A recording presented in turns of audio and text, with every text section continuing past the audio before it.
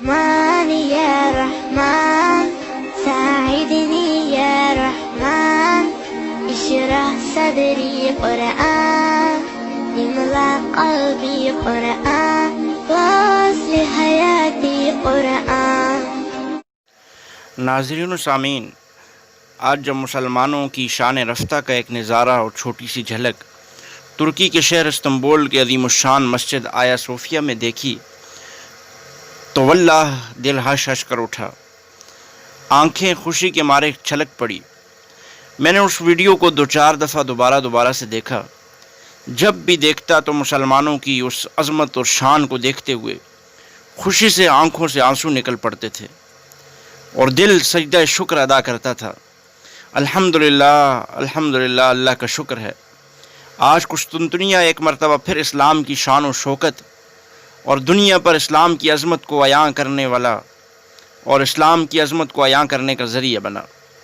موجودہ استنبول، جس کا پرانا نام قسطنطنیہ تھا، یہ دنیا کا انتہائی خوبصورت ترین اور جدید شہر تھا۔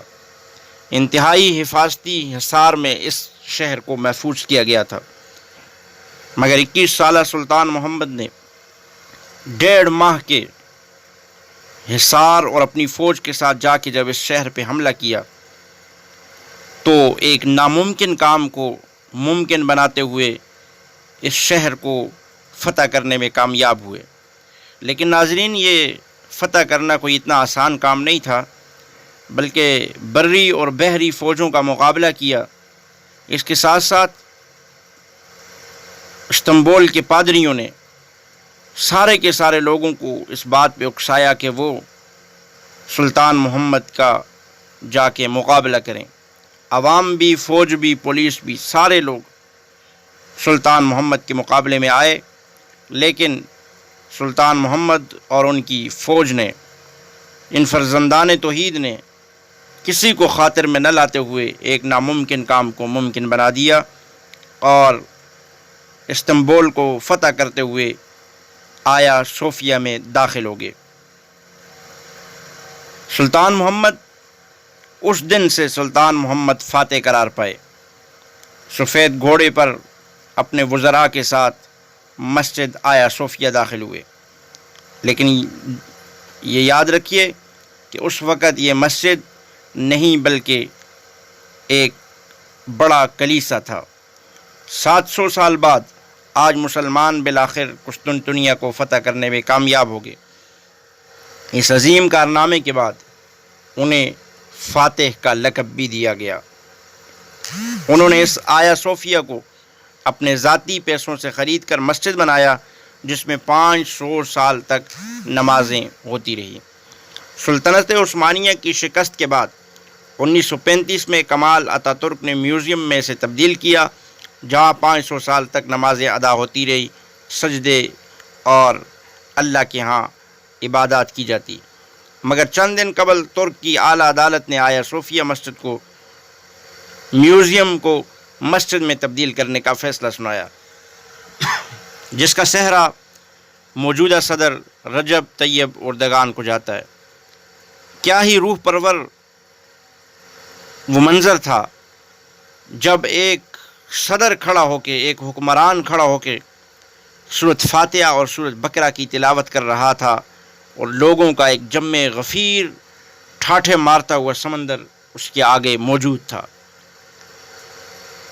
مسلمان آج بھی اگر اپنے رفتہ ماضی اس پہ اگر آ کے کھڑا ہو جائے، آج بھی غیرت پہ آ جائے، تو سارا کفر، باطل اور طاغوت اس کا مقابلہ اس کے آگے ٹھہر نہیں سکتا۔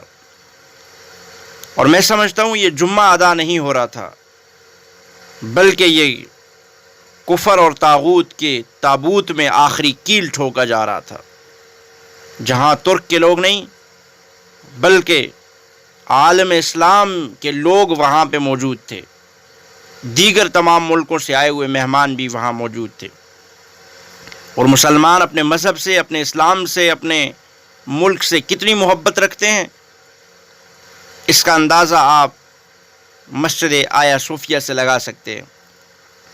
لوگ رات کو سڑکوں پہ رہے، مسجد کے اطراف میں رات سے ہی رش لگ چکی تھی، سڑکوں پہ جگہ نہیں مل رہی تھی۔ اس نیت سے لوگ جمع ہونا شروع ہوئے کہ صبح ہم مسجد کے اندر پہلی صف میں نماز پڑھ لیں، اور نماز تو کہیں پہ بھی پڑھی جا سکتی تھی۔ میرے خیال میں، میرے تجزیے کے مطابق، وہ اپنے رفتہ ماضی کو دیکھنے کے لیے آئے تھے کہ جس شان اور شوکت اور جس رعب اور دبدبے کا ذکر ماضی میں ملتا ہے اسلام اور مسلمانوں کے لیے، ذرا اپنی آنکھوں سے دیکھ کے آئیں کہ وہ شان و شوکت کیا ہے۔ اور یقین جانے، میں نے جتنی مرتبہ اس ویڈیو کو دیکھا اور جب بھی اس مسجد کو دیکھتا ہوں تو آنکھیں خوشی کے مارے چھلک پڑتی ہیں کہ مسلمان کو اللہ نے کیا شان اور کیا مقام دیا تھا، لیکن مسلمان آج کفر کے آگے دب چکا ہے۔ جہاں ہر طرف کرونا کی وبا کھیلی جا رہی ہے، ہر طرف کرونا کیا جا رہا ہے، لیکن جس کے دل میں جس کی محبت ہوتی ہے وہ چھپتی نہیں ہے۔ آج طیب اردگان نے مسلمانوں کے سر فخر سے بلند کر دیے، کسی چیز کی پرواہ نہ کرتے ہوئے، اسلام کی محبت کا ثبوت دیتے ہوئے انہوں نے مسلمانوں کو وہاں جمع کیا اور آج عظیم الشان اجتماع کا اعلان کیا اور اجتماع کر کے دکھایا۔ اور جہاں ہر طرف اسلام کی شان و شوکت ہی تھی، مسجد میں خطیب صاحب خطبہ دے رہے تھے اور ہاتھ میں تلوار پکڑی ہوئی تھی، جو مسلمانوں کی فتح کا نشان ہے۔ مسلمان نے جب سے اسلحہ چھوڑا، اسلحے سے منہ پھیر لیا، جہاد سے منہ پھیرا، اس دن سے مسلمان کی ذلت کی ابتدا ہوئی۔ لیکن میں سمجھتا ہوں ترک قوم نے، ترک عوام، ترک حکمران نے اس اسلحے کو دوبارہ اپنے ہاتھوں میں لے لیا ہے، اور وہ گزری ہوئی مسلمانوں کی شان اگر کوئی لائے گا تو وہ ترک کی غیرت مند قوم اور غیرت مند حکمران لا سکتے ہیں۔ آج جہاں پہ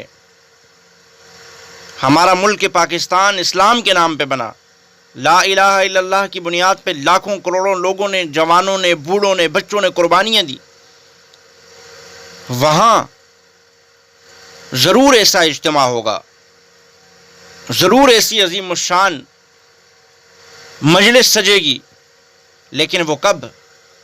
جب یہاں مندر بن جائے گا، جب یہاں کوئی گردوارہ بن جائے گا، تو پھر سب ملکوں کے مہمانوں کو بھی بلایا جائے گا، سب وزیروں کو بھی جمع کیا جائے گا، اور پھر اس کی افتتاحی تقریب ہوگی اور وہ عظیم الشان محفل ایک سجے گی۔ لیکن ہمارے ان حکمران، بحث حکمرانوں کو کوئی بتائے کہ اپنی مسجدوں کو شہید کر کے مندروں کو بنانے میں تمہاری عزت اور تمہارا افتخار اور تمہاری بلندی نہیں ہے، بلکہ تمہاری شان مسجدوں کو بنانے میں ہے، اور اپنے دین پہ چلنے میں ہماری شان اور شوکت ہے، غیروں کے تلوے چاٹنے میں ہماری شان نہیں ہے۔ ایک وقت وہ ہوا کرتا تھا،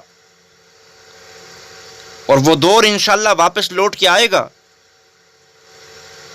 ہمارے ملک کے حکمرانوں نے اگر نہ کیا تو کوئی اور کر لے گا، اللہ کسی اور سے کام لے گا، لیکن وہ وقت آئے گا جب اسلام غالب آئے گا اور مسلمان کی شان اور شوکت بحال ہوگی، مسلمان کی عزت اور وقار دوبارہ سے اسے ملے گا۔ کیا ہوا اگر تم نے مسلمان کو اور اس کی شان اور اس کی عزت کو بیچ ڈالا؟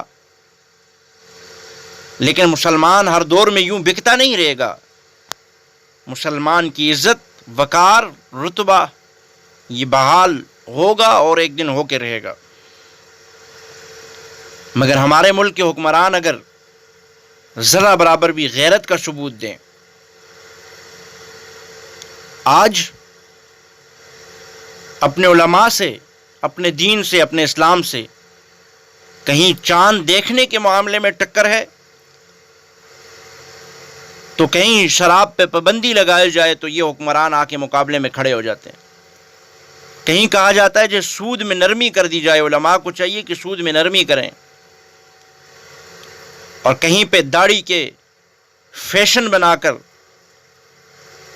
اسلام اور اسلامی شعائر کے ساتھ کھلواڑ کیا جاتا ہے، اور جب اس کے خلاف کوئی بل پیش کیا جاتا ہے تو ہمارے وزیر موصوف لبرلوں کے دادا فواد چودھری سامنے آ کے کھڑے ہو جاتے ہیں کہ جناب یہ تو سپر مسلمان بننے کی کوشش کی جا رہی ہے. تو کیا آپ سپر مسلمان نہیں ہیں؟ کہ آپ مسلمان نہیں ہیں؟ آپ نہیں چاہتے کہ اللہ کے سامنے جب کھڑے ہوں تو آپ سرخرو ہوں؟ آج آپ نے گلے میں ٹائی، پینٹ شرٹ اور پھٹی ہوئی جینز کو پہننے کے لیے سر توڑ کوششیں کی اور اس کو اپنا فخر سمجھا. اسی لیے آپ مغرب اور اہل باطل اور کفر کے سامنے ذلیل و خوار ہیں، کیونکہ آپ ان کے ٹاؤٹ بن چکے ہیں. لیکن وہ بھی تو ایک حکمران ہے، وہ بھی تو حاکم ہے. ذرا دیکھیں اس کی طرف کہ اسلام کی شان و شوکت کا ذریعہ بنا ہوا ہے، اور آپ اسلام کے نام پہ دبا ہیں. آپ ایک اسلامی سلطنت کے حاکم ضرور ہیں، لیکن آپ حاکم نہیں. آپ ساتھ ساتھ اسلام کے نام پہ اور اسلامی ریاست کے نام پہ ایک دبا ہیں. اور المیہ در المیہ، افسوس در افسوس کہ آپ مدینے کی ریاست کا نام بھی لیتے ہیں اور مدینے کی ریاست اور مدینے کے ایک ایک قانون کے ساتھ کھلواڑ کرتے ہیں، ایک ایک قانون کو مسخ کرتے ہیں. شاید آپ نے مدینے کی ریاست کے اصول اور قوانین دیکھے اور پڑھے نہیں ہیں کہ مدینے کی ریاست میں کیا ہوتا تھا، اسلامی ریاست کیا ہوتی ہے، اور وہاں لوگوں کے کیا بنیادی حقوق ہوتے ہیں. آپ تو اسلام کو نہ بچا سکے، آپ پاکستان کو کیا بچائیں گے؟ آپ پاکستان کے بھی دشمن اور